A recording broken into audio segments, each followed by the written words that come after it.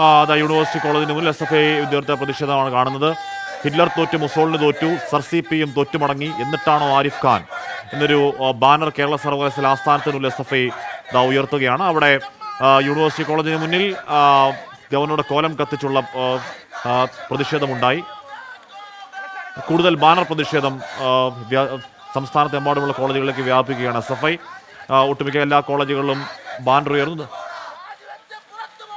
Hitler തോറ്റു, Mussolini തോറ്റു, SRCPM തോറ്റു മടങ്ങി, എന്നിട്ടാണോ ആരിഫ് ഖാൻ എന്ന ഒരു വലിയ ബാനറുമായി കേരള സർവകലാശാല ആസ്ഥാനത്തിലേക്ക് മുന്നിലേക്ക് SFI ഉയർത്തുകയാണ്. അവിടെ ഉയർത്താനാണ് ആ ബാനർ.